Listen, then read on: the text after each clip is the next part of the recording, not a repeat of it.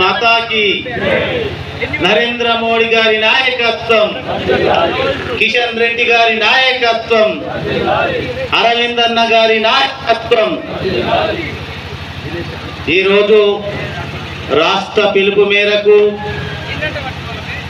6 అబద్ధాలు 66 మోసాల మీద మరి రాష్ట్ర పార్టీ పిలుపు మేరకు మన దర్పల్లి మండల్ హెడ్ క్వార్టర్లో జిల్లా అధ్యక్షుడు సభాధ్యక్షన మరి ఈరోజు ఇక్కడికి వచ్చినటువంటి అన్ని మండలాల అధ్యక్షులకు, అన్ని మోర్చాల అధ్యక్షులకు, అందరి మోర్చాల కార్యదర్శులకు కూడా పేరు పేరున ధన్యవాదాలు తెలియజేస్తూ, అలాగే మన ప్రియతమ సోదరులైనటువంటి మీడియా మిత్రులకు, మహిళా సోదరులకు కూడా పేరు పేరున ధన్యవాదాలు తెలియజేస్తూ, మరి రేవంత్ రెడ్డి పాలన ఏమైందో ఇప్పుడు మీ అందరికీ తెలుసు. ఒక్క సంవత్సరం సంవత్సరోక్యం చేసుకుంటూ ప్రతి గ్రామంలో ఎక్కడికి వెళ్ళినా కానీ పాలాభిషేకాలు చేస్తున్నారు. మరి మాకైతే అర్థమైతే లేదు పాలాభిషేకాలు చేస్తున్నారు. మరి మన రేవంత్ రెడ్డికి అందరికీ మనుషులకు ఒకటే నాలుక ఉంటుంది, అవునా కాదా? మరి రేవంత్ రెడ్డికి 2 నాలుకలు ఉన్నాయి. బీఆర్ఎస్ ప్రభుత్వం ఉన్నప్పుడు ఒకటి మాట్లాడిండ్రు, ఇప్పుడు వాళ్ళు ప్రభుత్వంలో ఉన్నప్పుడు ఒకటి మాట్లాడుతుండ్రు. దీన్ని ప్రజలందరూ గ్రహించాలి. మొన్ననే మరి మన మహారాష్ట్రలో ఏం చేసిండ్రో తెలుసు కదా మీ అందరికీ. మహారాష్ట్రలో ఎక్కడ పోయి ప్రచారం చేసిన రేవంత్ రెడ్డి దగ్గర రేవంత్ రెడ్డి చేసిన ఒక్క సీటు కూడా గెలలేదు. ఎందుకంటే రేవంత్ రెడ్డిది తెలంగాణలోనే నడిచింది, మహారాష్ట్రలో నడవది.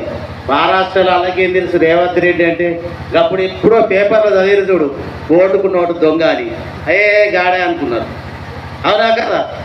ఓటుకు నోటు దొంగ వచ్చింది అనుకున్నా కానీ ముఖ్యమంత్రి అని వాళ్ళకి తెలియదా?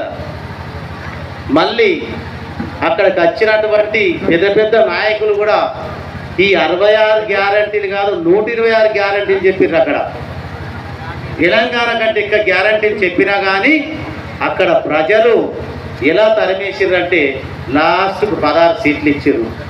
ఆ 16 సీట్లు కూడా ఓట్లు వేసారో తెలుసా? ఒక్క హిందువులు కూడా ఓట్లు వేయలేదు. అవన్నీ ఎవరేసారో మీ అందరికీ తెలుసు. 16 సీట్లు కూడా రావాలంటే.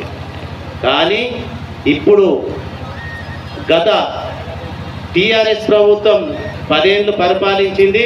మరి ఈ కాంగ్రెస్ ప్రభుత్వం నాకైతే గ్యారంటీ లేదు 5 సంవత్సరాలు ఉంటాడో పోతాడో అని. నాకు తెలిసి 2-3 ఏళ్లలోనే కలాస అయిపోయేటట్టుంది. మళ్ళీ తప్పకుండా మన బీజేపీ పార్టీ ఎక్కడ చూసినా కానీ మన కార్యకర్తలు కానీ మీరందరూ శ్రమపడి మళ్ళీ స్థానిక ఎలక్షన్లల్లో మనం పెట్టుకున్నటువంటి సర్పంచుల్ని, ఎంపీటీసీల్ని కానీ, ఎంపీపీల్ని కానీ, జడ్పీటీసీల్ని కానీ భారీ మెజార్టీతో గెలిపిస్తే తప్పకుండా మనం కేంద్ర ప్రభుత్వంలో ఉన్నది. ఇక్కడ అరవింద్ అన్న మనకి ఎంపీగా ఉన్నాడు కాబట్టి ఏది కావాలన్నా ఫండ్స్ తీసుకొచ్చి మనకి ఇస్తాడు. మన కేంద్ర ప్రభుత్వం నుంచే ఇప్పుడు అన్ని గ్రామ పంచాయతీలు నడుస్తున్నాయి, మున్సిపాలిటీలు నడుస్తున్నాయి. ఈ తెలంగాణలో కాంగ్రెస్ ప్రభుత్వం ఇచ్చింది కూడా గుండుతున్నా. అందుకే దయచేసి స్థానిక సంస్థల్లో మంచిగా నిలబడి గెలిపించుకుందామని మీ అందరి ముందు కోరుకుంటూ, ఈ అవకాశం ఇచ్చిన మీ దరపల్లి మండల అధ్యక్షులకు, సిరికొండ మండల అధ్యక్షులకు, ఇందలవాయి మండల అధ్యక్షులు, మరి ఇక్కడికి వచ్చిన అందరికీ కూడా పేరు పేరున ధన్యవాదాలు తెలియజేస్తూ ముగిస్తున్నాను. భారత్ మాతాకి జై శ్రీరామ్. ఈరోజు 6 మోసాల పేరుతో మరి ప్రజల పక్షాన నిలబడి ప్రజల పక్షాన ప్రతిరోజు ప్రతి క్షణం పోరాడుతున్నటువంటి మరి జిల్లా అధ్యక్షులు దినేష్ కులాచారి గారు మరి తక్కువ 5-10 2-3 వేల ఓట్లతో ఓడిపోయి మరి నిత్యం ఇచ్చిన మాట ప్రకారం మరి ప్రతి క్షణం ఆయన ఇచ్చే సమయం అంతా కూడా ప్రజల పక్షాన ఇస్తూ ప్రజల సమస్యలపై పోరాడుతున్నటువంటి వ్యక్తి దినేష్ అన్న గారు మాట్లాడాల్సిందిగా కోరుతున్నాం.